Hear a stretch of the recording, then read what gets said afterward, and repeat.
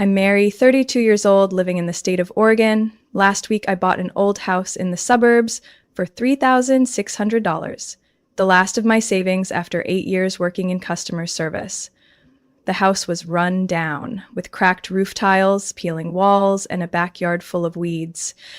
But it was mine, fully under my name, no loans, no one else's say. But when I told my family, all they heard was, I didn't transfer $12,000 to fund my sister Vanessa's soul replenishing retreat to Sedona, Arizona. That day we were gathered around the dinner table at my parents' house in Eugene. The roast chicken was dry, the white wine overly sweet, and the air thick with unspoken expectations I'd grown used to. My mother, Eleanor, was going on and on about the benefits of a 2-week meditation retreat to restore spiritual energy. Every eye turned to Vanessa, my 27-year-old sister who'd dropped out of college and now called herself a certified holistic life coach. $12,000 is nothing compared to everything she's done for this family, my mother said, her voice syrupy sweet. Vanessa gave a soft nod and sipped her wine as if she were a priestess blessing the meal. My father, Ronald, turned to me. His expression wasn't harsh, but it was cold and resolute. You said you transferred the money last week. Why haven't we seen it? I set my fork down, trying to keep my voice steady. I'm not transferring it. I bought a house. The room went silent. The clinking of cutlery stopped. Vanessa froze mid-sip. My mother furrowed her brow, and my father narrowed his eyes. A house? My mother repeated, each word deliberate, like she couldn't believe what she was hearing. Yes, an old house in Grants Pass. It needs a lot of work, but I'll fix it myself. At least I'll have my own space. Vanessa let out a short laugh and shook her head. You really spent all your savings on a dump while I'm trying to heal. Never asked for my input, I replied. And I never agreed, I just didn't say no out loud. My mother set her wine glass down with a sharp clink. So you've chosen poverty over supporting your family? You're separating yourself, Mary. I opened my mouth to speak, but my father raised his hand, cutting me off. If you want your own path, then walk it completely. Don't expect anything more from this family. I sat there, heart pounding, throat dry. No one defended me, not a single why. No words of encouragement. The next morning, I woke up in my old rented apartment to a notification. Removed from the family group chat. Easter, the only time we ever truly gathered, was canceled due to missing key participants. A message from my mother followed. It was brief, emotionless. Don't come anymore. Stay well. I sat silently in my car, parked in front of my new house. Rain drizzled down the windshield. I didn't feel victorious, but I didn't feel regret either, just an ache in my chest, like I had walked out of a family play in which I was never meant to have a leading role. I popped open the trunk, pulled out my old fold-up chair, the same one I used during work breaks in the company parking lot, and set it down on the gravel in front of the house. I sat, facing the chipped front door. They called my decision reckless, but in that moment I knew I was finally starting to live, for real, even if it was in the middle of a wreck. I sat motionless on the cold folding chair. The rain had stopped, but the ground was still soaked. The house in front of me looked more like a challenge than a reward. Streaked walls, dusty windows, and a crooked breaker panel as if someone had tried to take it apart and given up. But at least this time, it belonged to me. A breeze passed, making me pull my thin coat tighter, my hand instinctively gripping the chair's handle. Then, like someone had suddenly hit play on an old film reel, memories rushed in. Not of the most recent time I'd been pushed aside, but of all the times before it, back when I still tried not to see it. When I was 10, on my birthday, I made my own sandwiches to bring to school. My mom said she was busy meeting with Vanessa's gifted piano teacher. While other kids got balloons, lollipops, and ribbon-wrapped gifts from their parents, I sat alone at the end of the table, chewing a dry sandwich with no mayonnaise. No one at home asked me how the day went. Vanessa's birthday was 3 weeks after mine. That year, Dad rented an ice cream truck, hired a clown, and strung paper lanterns from the porch to the backyard. I still remember Vanessa in a lavender dress, dancing under small fireworks, while I, on Mom's request, held the camera to capture her special moment. Another year, I won first place in a district essay competition about one thing I regret. I printed it and left it on the kitchen counter, hoping someone would notice. By evening, it was soaked from Mom's cold drink, and she never read it. Vanessa, meanwhile, was preparing for a small, statewide speech contest, though it was just a local high school club selection. I used to think it was forgetfulness. Maybe they were tired. Maybe I wasn't impressive enough. But by the time I was 16 and invited to speak at graduation for having the highest GPA in class, and the entire family still chose to attend Vanessa's regional dance showcase in Seattle, I knew it was no accident. I don't hate my sister, but there are things she always had: admiration, preference, forgiveness, that I could never reach. When Vanessa placed third in a charity cooking contest, the family threw a backyard BBQ to celebrate. When I got into the honors program at the University of Oregon, my mom simply said, "Hope you can manage tuition so it doesn't mess up our financial plans." The only time I truly snapped was at 21. Vanessa accidentally set fire to the research notes I had worked on for 3 months. I yelled. She cried. And my mom, she didn't ask what happened, didn't even glance my way. She just held Vanessa and said, "She's sensitive. Don't scare her." That sentence sliced through me like a blade. I remember walking outside, sitting in the car with the fan on for an hour, tears running down my collar. And I didn't even bother wiping them. Sitting in front of this broken down house now, I asked myself, what exactly had I been waiting for all these years?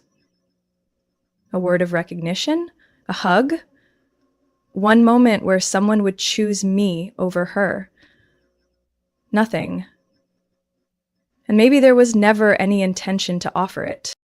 Something in me shut down during that dinner when my father said, "If you want your own path, don't expect anything from this family." It wasn't a punishment, it was confirmation that I didn't belong there, that I could disappear, and life would go on as if I never existed. I reached into my coat pocket, opened an old text from Mom. "Don't come anymore, stay well." And I didn't delete it. I didn't reply. I just sat there, my hand gripping the chair so tightly my fingertips turned white.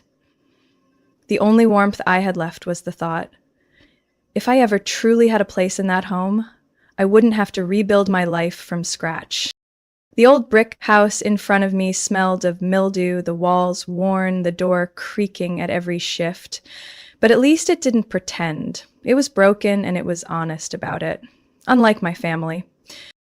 I moved into my new house on a windy Wednesday afternoon, carrying exactly 3 bags: an old mattress, a ceramic tea set I bought while working at a bookstore, and 1 cardboard box filled with documents, journals, and letters from my college years. Among them were a few unsent drafts, angry paragraphs written to my mom, my dad, then crumpled and stuffed into the bottom of the box. I hadn't installed the power yet, hadn't sealed the windows against the wind when my phone buzzed. The screen lit up with a name. Aunt Dolores. I froze. Dolores? My dad's younger sister lived nearly a 3-hour drive away in Medford. She'd lived alone her whole life, ran a small, handcrafted decor shop, and raised 3 fat cats. She was the only one in the extended family who had ever stood quietly in my corner during those countless family conflicts. Through a glance, a shoulder pat, a silent presence. I hesitated for a few seconds, then picked up. "Mary? It's me. Dolores?" "I know. Hi, Aunt." Her voice wasn't warm, nor was it cold, just steady, no small talk. "I heard. Your mother called, said you were impulsive, destroying the family atmosphere and leading yourself into a dead end." I let out a dry laugh. "That sounds familiar. Same words they used when I chose sociology instead of economics." "Mm-hmm," she replied briefly, pausing. "I didn't call to tell you to go back. I don't think you did anything wrong. I just want you to stop hoping that someday someone in this family will see their mistake, Because they won't. I said nothing. Wind slipped through the crack behind me, pressing my shirt to my back.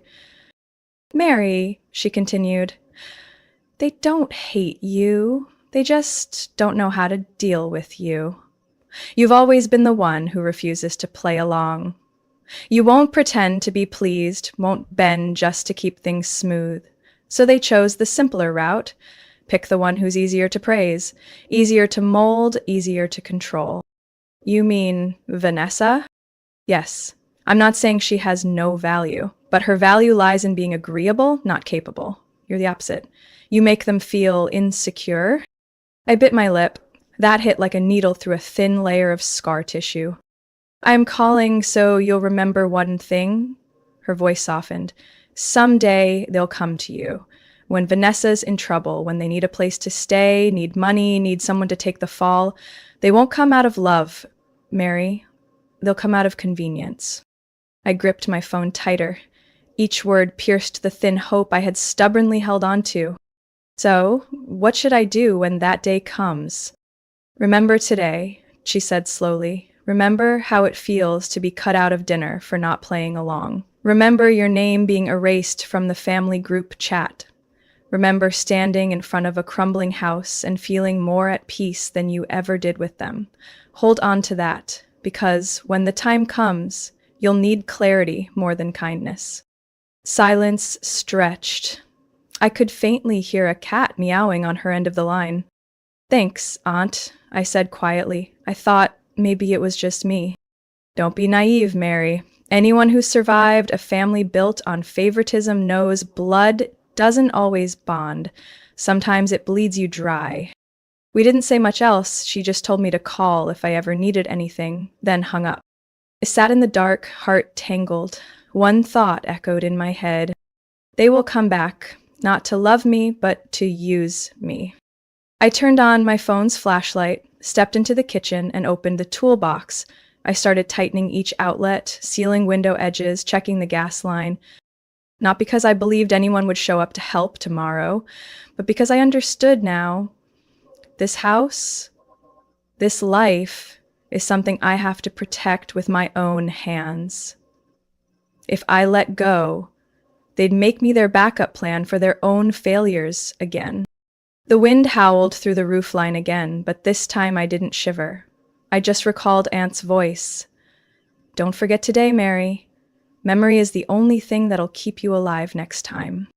And next time, I knew it would come. I was on my knees, scrubbing the kitchen floor with a damp cloth. The smell of cleaner still sharp in the air, even though the window had been open since morning, when I heard a knock. 3 sharp raps. Short and precise. Not like the postman, and definitely not a neighbor. Wiping my hands on my jeans, I walked to the porch. Through the dusty curtain, I recognized a silhouette I didn't expect to see again so soon. Vanessa. She stood at the door, looking too polished for the setting. A beige trench coat, hair tied in a neat bun, a limited edition Louis Vuitton bag in hand, and high leather boots that clearly weren't made for my uneven, muddy driveway. Her face wore its usual soft smile, but her eyes flicked around sharply. "Mary!" she called, like she was greeting an old friend. "I finally found you. I figured it out after doing a bit of Instagram searching." I said nothing. I nudged the door open slightly, my silent way of allowing her in. If it had been the old me, I would have shut her out immediately. But now, I needed to see what game she was playing. "You've really given this place character," Vanessa said as she looked around the modest but clean space. She walked in like she belonged, set her purse down on the wooden chair, took off her coat, and then turned to me, her voice suddenly gentler. "Mary, I'm in a bit of trouble. It's about the spa." I folded my arms and leaned on the doorframe. "Be specific." A pipe burst, flooded the whole ground floor. The repair guy says it'll take at least 3 or 4 days to fix. I don't have anywhere to stay. I hate to impose, but you know I can't stay in a motel. The mildew smell will destroy my lungs. And I live with mold every day. Nessa gave an awkward smile, not denying it, just lowering her head as if guilty. I sighed. A part of me wanted to slam the door in her face, but Aunt Dolores' warning echoed in my mind. Don't forget this feeling. They'll come back, not out of love, but because they need something. You can stay for tonight only, I said firmly. No guests, no filming, don't touch anything. Vanessa raised her hand like taking an oath. I promise. But I knew her promises were like gift wrap, shiny on the outside, hollow inside. I set her up on the long couch in the living room with a thin blanket and an old pillow. She didn't look pleased, but forced a grateful smile. I went to bed early, but couldn't sleep. Around midnight, I heard faint footsteps, followed by soft clicking sounds. I tiptoed out, keeping the lights off. From the hallway corner, I saw the flicker of her phone's flash bouncing off the kitchen walls. Vanessa was live streaming. This is where my sister lives, she whispered into the camera, her tone soaked in sympathy. The phone camera panned over the modest kitchen, the chipped walls I hadn't had time to paint. A strong woman surviving family trauma. She doesn't want anyone to know she's struggling, but I'm here to share that with you. I froze. My throat burned. The stream was live, not just a recording, and heart icons and comments poured in. Thanks for sharing. You're such a kind sister. She's lucky to have you. She didn't mention being cut off by the family, how they offered her money while I was kicked from the dinner table for keeping my savings. She was rewriting the story, casting me as the wounded bird and herself as the savior. I stepped forward, voice like ice. Turn it off. Vanessa startled, instinctively pulling the phone behind her back. I was just trying to help, sharing your story so people can relate, maybe even donate if needed. You're turning me into content, and you promised you wouldn't film. Her face tightened for a second, then relaxed as she slipped back into her sweet persona. I'm only doing it for you. People will understand better if they see it. Turn it off now, or get out within the next 5 minutes. Vanessa stood still for a moment, then dropped her gaze. She turned off the stream, detached the little ring light from the tripod, and unplugged her charger. She didn't say a word, but I saw it in her eyes. It wasn't regret. It was strategy. I didn't sleep the rest of the night. I sat in the cold kitchen next to the unlit gas stove, sipping lukewarm tea, and thought I had let a wolf in just because she wore a nightgown. The next morning, I woke up to the sound of giggles coming from the living room. Early sunlight slipped through the dusty window slats and shone directly on a ring light I didn't remember ever owning. The unease from last night returned instantly, like a sharp chill slicing through my chest. I stepped out barefoot, the cold wooden floor grounding me with every step, a reminder that this was my home. Vanessa sat cross-legged on the only usable chair in the living room.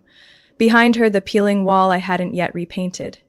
She wore a cream-colored cardigan styled perfectly with a silk scarf, her makeup subtle and her smile ready for camera. Her phone was mounted on a tripod, live stream already in session. Good morning, my angels. Today I want to share a little glimpse into the truly humble life of my older sister.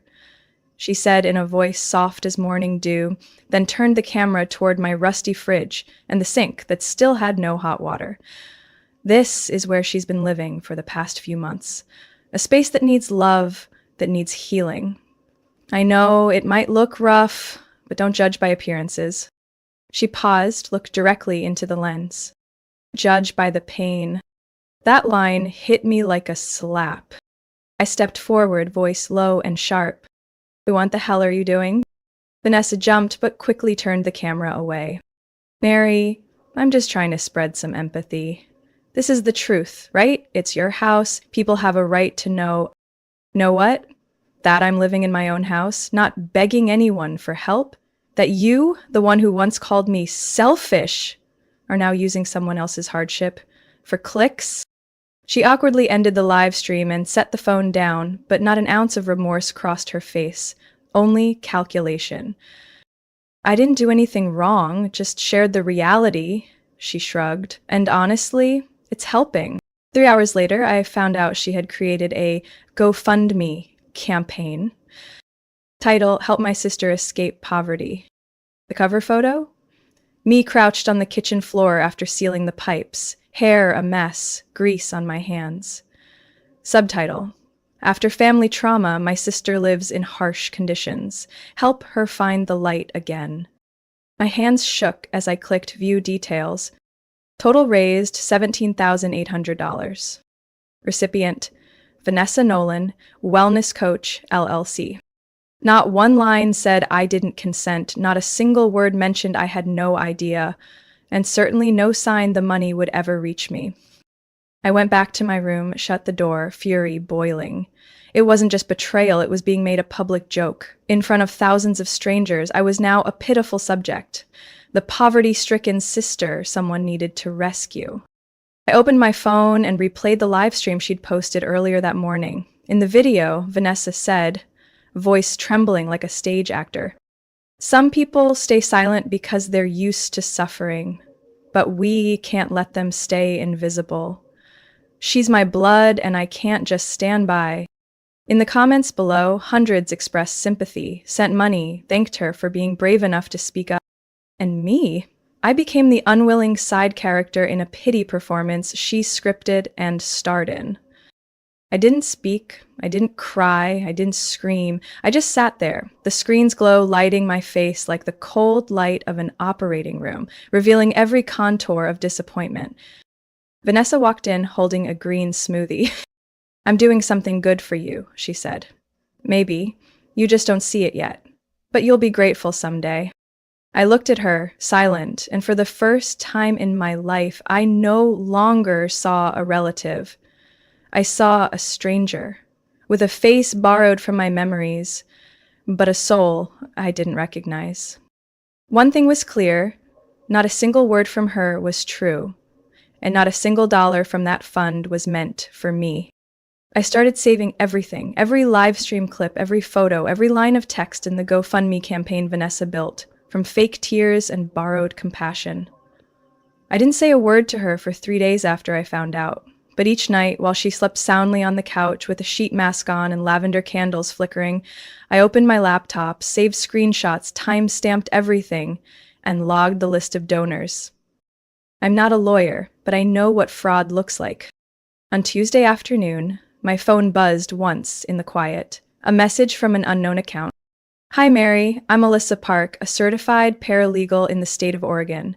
I came across a GoFundMe campaign under your name, but the funds are going to someone else. Would you like to talk?" I read that message 7 times, not because I doubted it, but because out of hundreds of comments praising Vanessa, out of dozens accusing me of being too prideful to accept help, this was the first time someone saw the truth. I replied with one word: "Yeah." Alyssa responded almost instantly. She asked me to send all the evidence I'd gathered, screenshots of live streams, the campaign's update history, the donation logs, and of course the clip where Vanessa called my kitchen a relic of the economic crisis era, before giggling. 1 day later, we met via Zoom. Alyssa wasn't much older than me, but she carried herself with confident professionalism. After a few minutes of talking, I knew I could trust her. "Mary," she said, "I've reviewed everything. If you're ready, we'll send a cease and desist, an official notice to immediately stop the exploitation of your image, identity, and financial fraud. If she ignores it, we can escalate to a civil lawsuit. There may even be grounds for criminal misrepresentation in soliciting community funds." I nodded.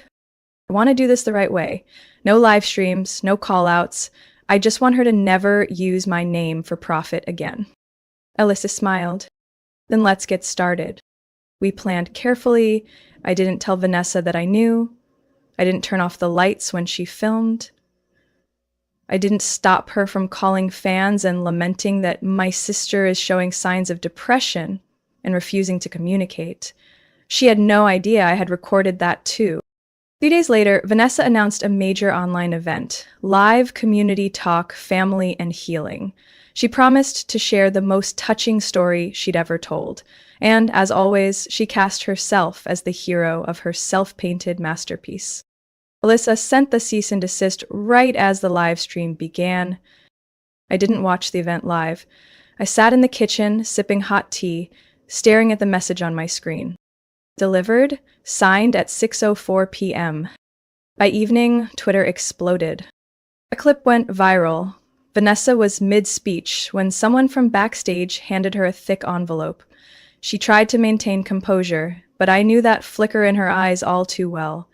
That tiny tremble when she got caught. Her hands shook as she opened the letter, eyes scanning each line. Then, a black screen. The live stream cut off abruptly. No outro, no explanation, just silence. That same night, clipped videos flooded Reddit and TikTok. Vanessa served with a cease and desist live on camera. Someone just ended the community healing career of this influencer sister. An anonymous account posted a screenshot of the GoFundMe page and quoted the platform's terms. The beneficiary must be clearly identified as the recipient. The name Mary started appearing all over the threads, this time not as a figure of pity, but as someone standing up for her dignity. I still said nothing. I didn't post, didn't argue, didn't go live to explain. I just quietly did something Vanessa never could. Let the truth speak for itself. The next day, I received an email from GoFundMe's legal department. They asked if I had consented to the campaign Vanessa created. I replied with 3 words. Absolutely not. Attached was a compressed PDF file containing 23 pieces of evidence I had compiled. Each image, each clip, each comment Vanessa had ever left. I closed my laptop, exhaled slowly. The battle wasn't over. But for the first time in many years, I didn't feel like a passive bystander in someone else's narrative. On Friday night, I stood in front of the mirror, adjusting the navy dress that fell just below my knees. It wasn't expensive, but the cut was neat and respectful. Around my neck hung a slightly scratched silver necklace, the only gift my mother had given me after high school, along with the words, "Don't let anyone see you as less than them, not even by an inch." Back then, I thought she was teaching me confidence. Now I realize she just didn't want me to embarrass the family. I left the house at 6 o'clock and drove to the Riverlight Convention Center, where Vanessa's Healing Forward Gala was being held. I didn't have an invitation, but I knew I wouldn't need one. Alyssa had arranged everything, and this time the truth would take the stage on its own. The banquet hall was dazzling. Warm, golden lights, banners with Vanessa's radiant smile beneath the words healing, giving, community. She stood near the entrance, shaking hands and beaming at guests dressed like they'd stepped out of a magazine. Cameras flashed nonstop, and behind-the-scenes TikTok clips were already being posted. I slipped in quietly, unnoticed. I chose a table near a corner column, out of sight but with a clear view of the stage. About 45 minutes later, the main program began. Vanessa stepped up to the podium, wearing a beige satin dress that hugged her frame just right. Under the spotlight, her face looked almost unreal. "Thank you all for being here tonight," she began, her voice honey-sweet. "We're not just fundraising. We're creating a wave of healing that ripples through the community. And as with any journey, family is the heart of it all." I took a sip of water and waited. Behind her, the giant screen lit up. Originally meant to show a slideshow of people helped by her GoFundMe campaign, the first 3 slides showed smiling children, a community garden, and the words, "Hope begins at home." Then came the 4th image. It was a screenshot of a private message exchange between Vanessa and her assistant, Christy.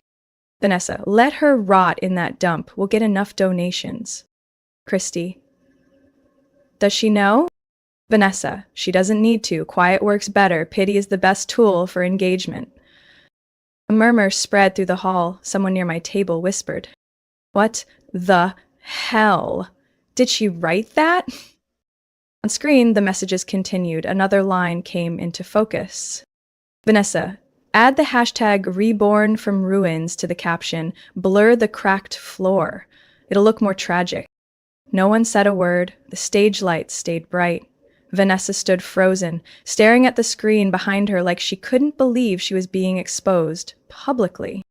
The camera flashed, then another. The whole room felt like it cracked under the pressure of silence. I stood, not yet stepping forward, when a voice rang out from the head table. "That's enough." Aunt Dolores, in a deep green blazer, stood up, face calm, eyes sharp. I'm Dolores Graham, Mary's aunt, the woman being used tonight as a tool for profit. Vanessa tried to raise a hand to stop her, but no one was looking at her anymore. I used to think silence was the right choice, that every family had its issues. But now I understand. Some things cannot be swallowed, cannot be forgiven with flowery apologies. The spotlight shifted to my aunt. The camera flashes exploded. We cannot talk about healing when the one leading it built her platform on someone else's pain. I stood frozen, throat tight, and I choose to stand with the truth. I stand with Mary. The applause started small, but spread quickly across the room. People who just smiled at Vanessa now pulled out their phones, recording, whispering. Some got up and walked away from their tables, visibly unsettled. Vanessa remained on stage, pale as a ghost. The sweet voice was gone. The composed demeanor vanished. All that was left was panic, raw and smeared beneath mascara that had begun to run. She rushed off stage, her dress catching on a table leg, toppling a flower arrangement in her path. I didn't follow her. I just stood beside Aunt Dolores, my chest light, like I'd finally set down a boulder I'd been carrying for years. That night, social media exploded with clips exposing the healing guru, tagged with Vanessa exposed, healing at what cost, and Mary deserves better. Morning light broke through after last night's rain, and a few drops still clung to my porch roof. I set the newly planted sage pot on the windowsill, the scent of damp soil and mint drifting gently in the breeze. The walls that used to peel have now been painted in a soft yellow I chose after 3 nights of indecision. The kitchen, once the centerpiece of Vanessa's pity campaign, now held thrifted baking tools and a hand-embroidered towel from Aunt Dolores, gifted on my official rebirth day. Rebirth sounds poetic, but really it just started with me doing one small thing at a time, replacing light bulbs, mounting cabinets, digging up the old garden. There was no one left demanding I explain every decision, no one casting me as the shadow behind someone else's fake spotlight, and absolutely no one turning my pain into their stage. Each morning, I brew coffee, turn on the jazz station, and sit on the porch with whatever book I feel like reading, something I used to put off out of guilt for daring to live just for myself. The neighbors have started stopping by more. Miss Janelle from house number 14 often brings over warm apple pie in exchange for tomato seeds. The kids on the block love drawing with chalk on the sidewalk in front of my yard. They draw suns, hearts, even portraits of my cat, though I've never owned one. One Saturday morning, as I was dusting the window, my phone buzzed. I didn't need to check to know who it was, but I opened it anyway, just to be sure. Vanessa, sis, I know things have gone too far, but now I don't have a place to stay. They canceled my lease, and I need time to get back on my feet. I don't want to be a burden, just a few days. I'm sorry. No mention of that night. No word about the tens of thousands of dollars from GoFundMe that vanished. Not a single line acknowledging what she said, what she did. How she stripped me of dignity, privacy, and my belief in what family was supposed to mean. I wasn't angry. I wasn't glad either. I just felt quiet. I set the phone down on the table, poured more coffee into the ceramic mug I'd bought from a garage sale, and stepped out onto the porch. In front of my house, 3 kids were writing something large on the sidewalk with pastel chalk. I watched from a distance as they laughed and fought over the yellow and sky blue pieces. A curly-maged girl turned, waved at me. "Miss Mary, do you think this line looks nice?" I walked over and knelt to read it. The letters were a little wobbly, some misspelled, but still they tightened something in my chest. "You are not invisible anymore." I laughed and gently patted her head. "I love it, I really do." I walked back inside, picked up my phone, and typed a simple reply. "No, you're not coming in, and don't come back." I hit send, then block the number. No trembling hands, no regrets. Because I understood now, forgiveness doesn't mean letting someone continue to destroy what's left. And loving yourself doesn't mean being cruel. It means setting the boundary where harm is no longer allowed to return. 10 minutes later, the doorbell rang again. I figured it was Miss Janelle with cinnamon rolls, but it turned out to be Aunt Dolores holding a pot of purple lavender and a small wooden frame. "I thought this might go well by your front door," she said, her eyes shining with pride. I opened the frame. Inside was a photo of me, smiling, a real smile, not forced, the day we stood on the porch together after hanging the new house number sign. Below the photo, in her handwriting, it read, "You built it, you live it, you own it." I nodded. This $3,600 house was no longer the dump someone once used to exploit me. It was the foundation I laid down myself, not for anyone's approval, but so I could exist, whole, without conditions. And for the first time in my life, I knew with certainty I no longer needed anyone's permission to call this place home. My story isn't just about an old house. It's about reclaiming my voice and my right to live on my own terms after years of being overlooked and used. What I've learned is this: sometimes you have to walk away from those who always demand sacrifice but never offer fairness. No one gets to define your worth by the pain they've caused. When you dare to rebuild from the rubble with your own hands, you don't just create a home, you build a whole new life that you truly deserve. What do you think about how Mary stood up to her family and took back control of her life? Share your thoughts in the comments below. And don't forget to follow the channel so you don't miss more inspiring stories about life and family.